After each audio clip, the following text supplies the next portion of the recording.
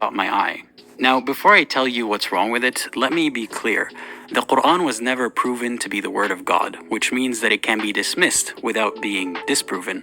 That being said, the Quran gives the reader so much ammunition to question its claims, if and only if the reader inspects it with a critical mind. And that's a condition rarely met with most readers of the Quran because they either chant it in a language they don't understand and or their skepticism is handicapped by their faith. Whether you're a skeptic or not, take a look at these verses with me before we give them some context. The author says, "O people of the book," meaning Jews and Christians, "why do you argue about Abraham while the Torah and the Gospel were not revealed until long after him? Do you not use your intellect? Here you are, you disputed about what you have little knowledge of, but why do you now argue about what you have no knowledge of? Allah knows and you do not know. Abraham was neither a Jew nor a Christian. He was a true submissive Muslim and was not a polytheist." Can you spot the glaring issue with these verses? If not, don't worry about it. It'll be clear in just a couple minutes. Now, let's get to the context. According to the Islamic narrative, all right, so this guy, Apostate Aladin, clearly says that this verse alone disproves Islam. So I watched the whole video, and I'm just trying to keep this as short as possible. So basically, his argument is that Allah speaks in a very condescending tone, and he insults the intelligence of the disbelievers, etc., etc. So that's basically, and then he's saying, well, a God wouldn't do that. He would be, he would be more compassionate, or he would use better language to describe his arguments. But basically, well, let's go back to what he first said. He said that the Quran hasn't been proven to be the word of God. Well, the Quran does have prophecies that came true. For example, the Quran predicts that the Romans would beat the Persians in the Quran chapter 30, verse 1 to 5, and that prophecy came true. So, if the Prophet Muhammad was really making up the Quran, he only had a 1 out of 2 chance of getting this prophecy correct. The Quran also prophesizes, that certain people would end up in hell by not converting to Islam, like Abu Lahab in the Quran chapter 111, and other people. So, if the Prophet Muhammad was really making up the Quran, why would he prophesize, or why would he say things that could or could not come true in the future? Doesn't make any sense. So that's how we know the Quran had some supernatural inspiration behind it. The supernatural inspiration being Allah, because the Quran says it's from Allah or God. So, what I don't understand what this person's trying to. Well, I kind of get what he's trying to say, but notice the argument he's saying. Notice what he's saying. He's using the fallacy of appeal to emotion argument. He's using appeal to emotion. So he's trying to say, well, the Quran's not the word of Allah because this person, apostate Aladin, doesn't like the way it's written, or doesn't like the language Allah is using against the disbelievers. Well, just read the Bible. The Bible is filled with God being angry with the Israelites and telling Moses to fight wars, and telling Moses to rape little girls according to Numbers chapter 31, and telling Moses to do these commandments like kill gay people, and people stone adulterers, and stone little kids who disobey their parents. And just read the Old Testament. Like, just read the Bible, and you'll see that the Quran and the Bible are in agreement that God does not approve and like disbelievers, according to the Bible and according to the Quran. So the Quran is not saying anything new here. But notice the verse he just cited. He says, well, the Quran says that Abraham was not a Jew or a Christian, rather he was a monotheist, and he was a submitter to God. And that's true, because the context of the Quran chapter 3 was refuting certain Jews and Christians in Arabia. These Jews and Christians were arguing with each other about who Abraham was. And it's true that Judaism and Christianity came after Abraham.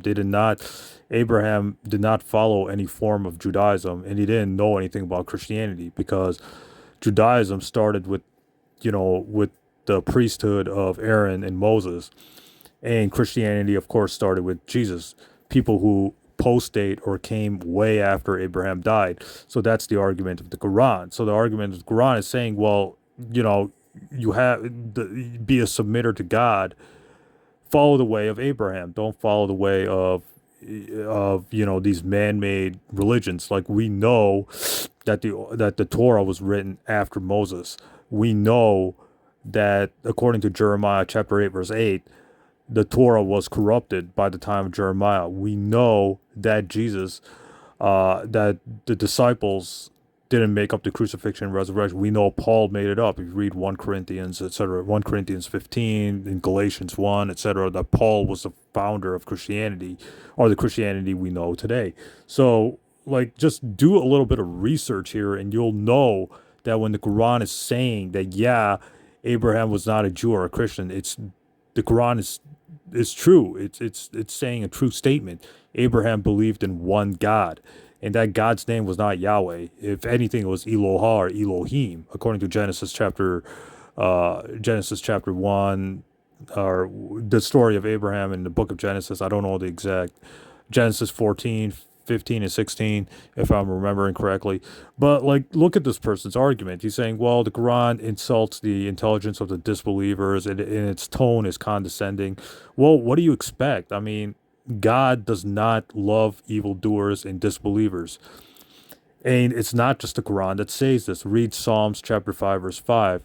God does not like evildoers, according to Psalms chapter 5, verse 5, because those people don't follow God's nature, or God's nature is good according to, the Bible and the Quran. So when people are the opposite of that, why does God have to love the opposite of his nature? It doesn't make any sense. So this is just one of the, so notice, like, the arguments against Islam, they're mostly fallacies. They're mostly appeal to emotion arguments, subjective arguments. And now the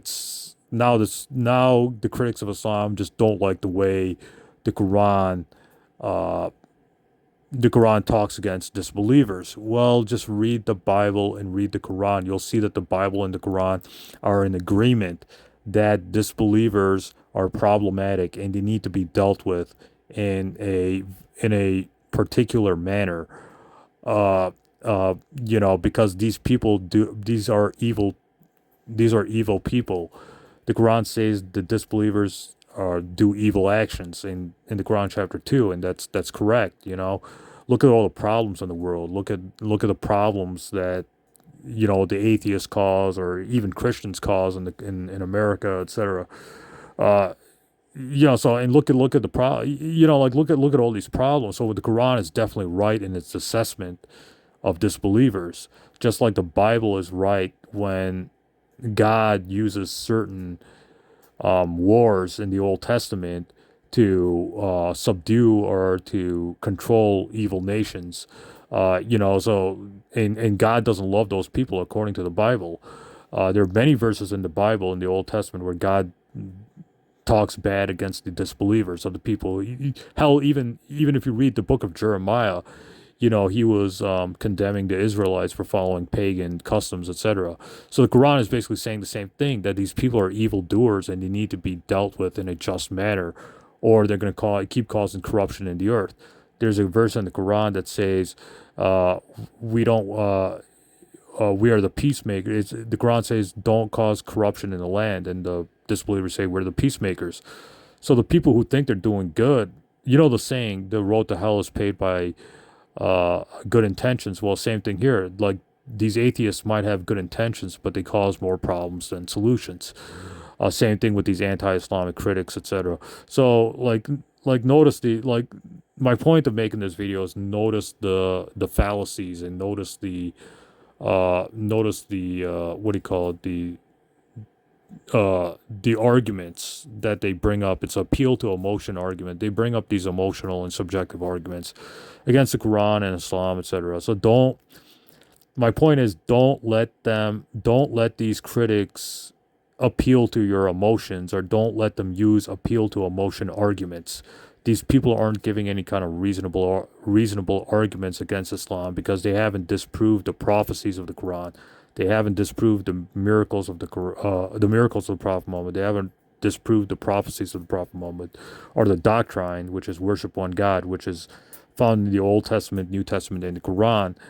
So don't let them use these emotional arguments, these appeal to emotion arguments, to cause doubt in your faith in Islam. Uh, so you just got to know a little bit of logic and reasoning to not fall for these arguments against Islam or the Quran, etc. Stay tuned, more videos coming up.